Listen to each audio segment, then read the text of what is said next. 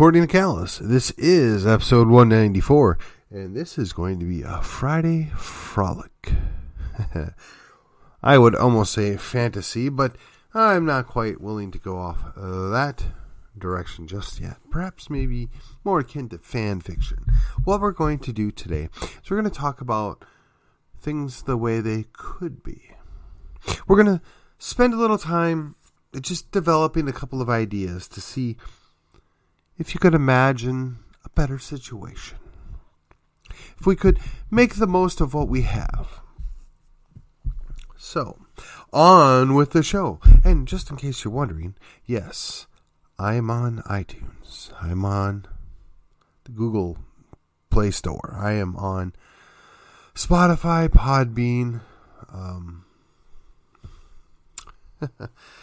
I'm sorry, the Amazon store, TuneIn, iHeart, and even Reason. There are lots of podcast catchers out there. I am doing my best to get the show out there. But you know what? I could really use your help. If I'm entertaining to you, even just a little bit, share the show. If you think I gave a valuable episode here or there, please do a review. If you think that I could do better or do something different, make a comment. Reply. Send an email. If you just want to help me out, share the show. Subscribe. Take the 30 seconds out to try it out. I've got not quite 200 episodes now. I've covered a lot of different subjects. And today, this Friday show is just going to be a little fun. So here we go. I was thinking, as I do when I'm driving, and pondering about what would make Texas better? How could we have a better situation than we do now? So there's any number of ways to answer this, and I'm trying to avoid the objectively political lightning rods. Okay, let's just assume for the sake of this discussion that everybody in Texas is pro-Texas, has a Texas culture, and you can define these things how you want, just for the sake of argument. For the sake of this discussion, for this fantasy, if you will, we're all going to be of like-minded nature. Doesn't mean we're exactly the same, but generally we agree on these things. So how might we have a little bit nicer place? Well, for one,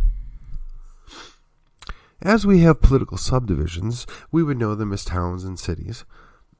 We would have minimal interference. If you own a piece of property, you ought to be able to do pretty much what you want on your property, so long as you're not upsetting your neighbor. Now, herein lies the rub. What does upsetting your neighbor entail?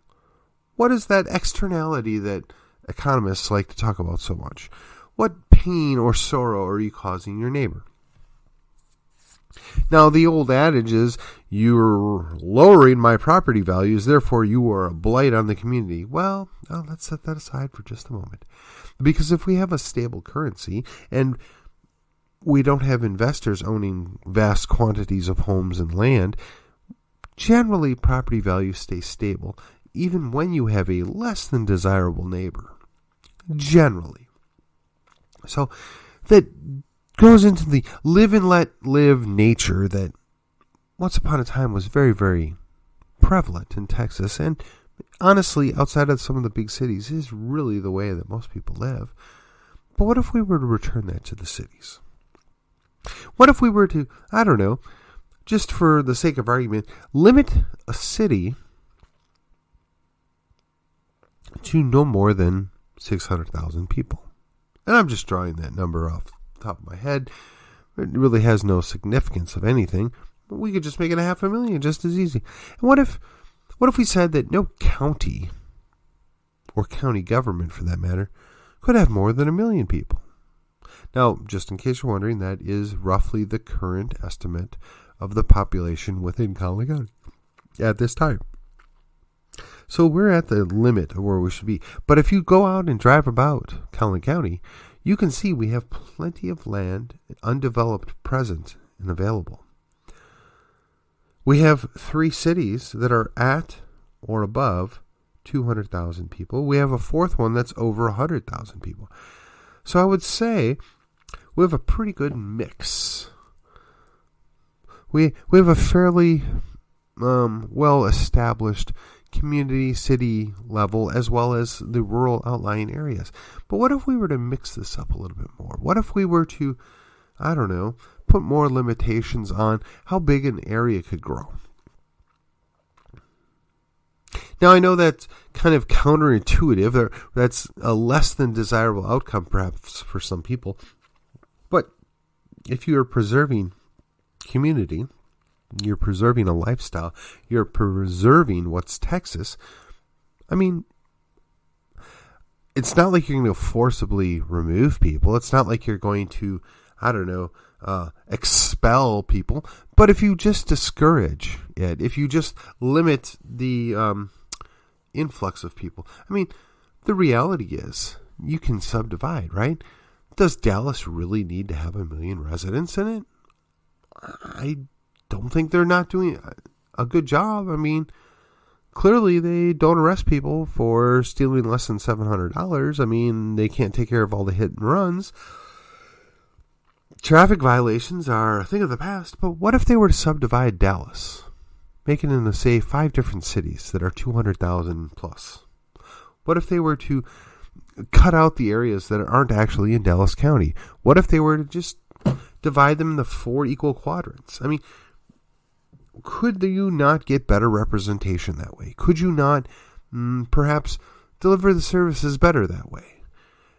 Now, I'm just going to set aside the sewer, the water, the electrical, I mean, the utilities. So they're going to function whether there's a city there or not. I mean, the city is not important to their function, if you will.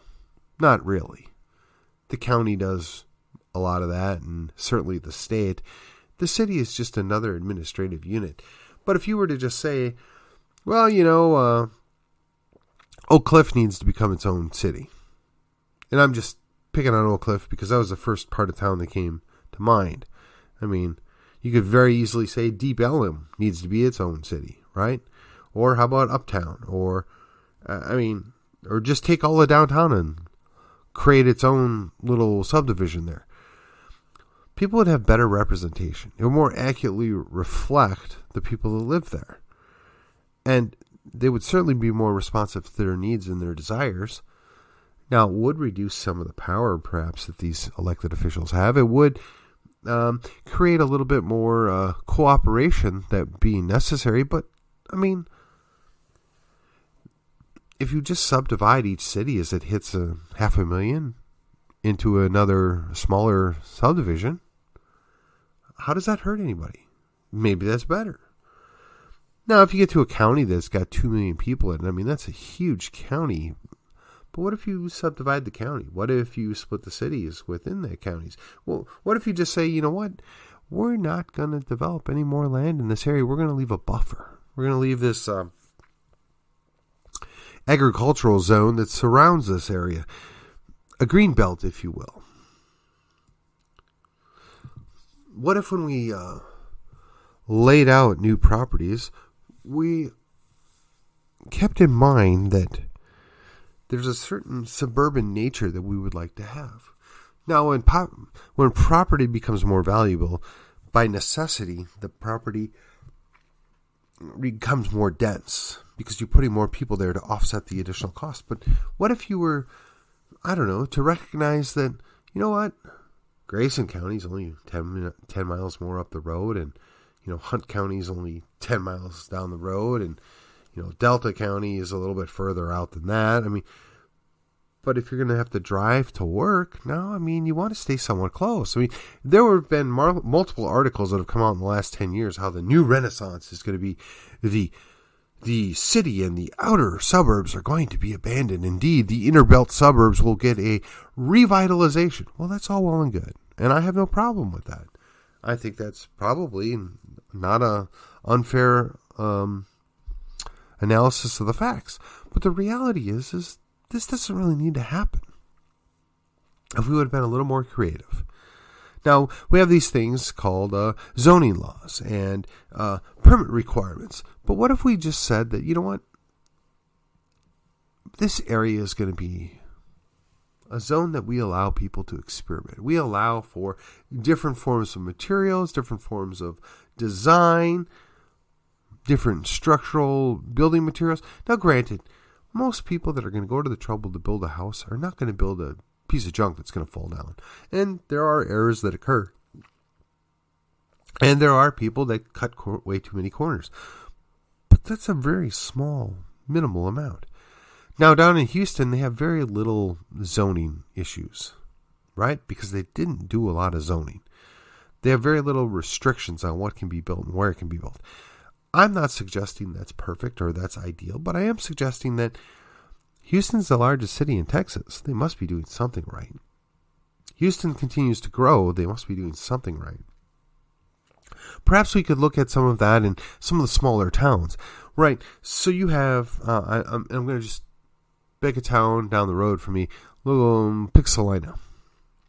Now, Salina's probably got some very strict rules on what can be done in their territory, right?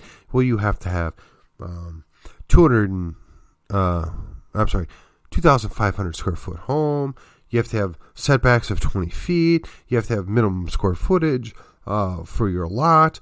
And yes, you can only have gas or electric heat. And the building materials must be thus. Well, what do you think happens with this? It becomes very expensive and very regimented. And honestly, most of the developers that come in, they love it because, hey, we can put up 100 of these houses pretty darn quick on a spec. And this is how it's going to look, and we just don't give the people choices. But what if we were to recognize that there's a whole lot of people that can commute electronically? There's a whole lot of people that are actually more interested in, homesteading or a small town. What would it take to invest in creating little towns? Now, there's plenty of them that are in Texas. Some of them have dried up and nearly blown away. Some of them are having a little renaissance here and there, and some of them are just slowly dying. But what it would take, to move a couple dozen families in there and say, hey, look, this little town here, you can pretty much do what you want here. They have very few restrictions on building. They have non-restrictive coding so that you can do more than one thing in a building. I mean, when I was a kid, and I grew up just outside of Milwaukee, it was very, very common when I was very young that you would have a storefront downstairs and the people would live upstairs or behind it, and they raised their kids that way, and they were quite well, and they had a business integrated with their family life. They were successful and it worked well, and we're not allowed to do that anymore. It's such a challenge. I mean, even in downtown Dallas, when I go there now, it's like verboten. The new buildings aren't allowed to do that. And, you have to have a certificate of occupancy. So you go to the trouble to buy a piece of land. You go to the trouble to build a home or a property to their specs. And then you have to get their permission to move in or utilize it. When did we get to the point that we allow government to dictate that much about how we live and what we build? Now, to be sure, there were probably many early buildings that were built shoddily, and there were problems, and people did stupid things, and I'll grant you all that. But did more government actually fix it, or did a few people having a problem fix it? Did a few people having negative results because they just didn't build this to spec, and now the roof caved in, or the wall flaked apart, or the concrete in the yard popped apart, or the brick failed? Now, granted, if that happens to you, that's a tragedy. It's terrible, and you have to try and recoup that cost and get somebody to come fix it. But you learned your lesson. And I'm fairly certain you're going to make sure everybody you know never has to go through that again. And I'm going to assume that if it was a reputable company, they learned the lesson. They'll do better. They paid for that cost. They maybe aided, or maybe they had their insurance take care of it. But in either case, it improves going long term. Now, I got to say, I'm a fan of the concept of free trade. I'm a fan of the idea that there should be very little restrictions on trade. But I'm also a Texas first kind of guy, and I look at things and I see, and I wonder, what are we sacrificing so we can get a trinket for 50 cents? What are we sacrificing so our computer is $5 cheaper? What are we doing away with on the altar of the almighty dollar? On the altar of expediency? This is something that I would like to look at some point a little further down the road. This is something that is important to me and relates to many things that I see and hear as far as what's going on in the world today. And I wonder if there isn't a better option, if there isn't something that we could do in the here and now to make this difference. And I've hinted at one such thing that I'm looking at, maybe seeing if we could launch up in Grayson County. But I'm wondering if there isn't a bigger, better movement that could be built upon this. If you're curious how that may play out, go check out the Urban Farm guys. Now, I know they haven't posted any videos as of late, but there's a good series of videos of things they did a few years back, and it really laid the groundwork of what one group thought they could do in one area to improve that situation. And if you want to even have a more interesting view of it, look at what the folks have done up in Moscow, Idaho. I'm going to have one of those guys come into town here for St. Patrick's Day. He's going to come talk about a topic, but I'm hoping I can get him to talk about just what's gone on in Moscow, Idaho in the last 30 or 40 years and how they started from basically nothing but a guy with a dream and a vision to where they're at now. These are the things that are of interest. These are the things that are important, and I really like to work forward, to work toward, to improve, to see just what is it we can do to change the outcome of what we're doing. And I'm sorry, but I'm about tapping out tonight.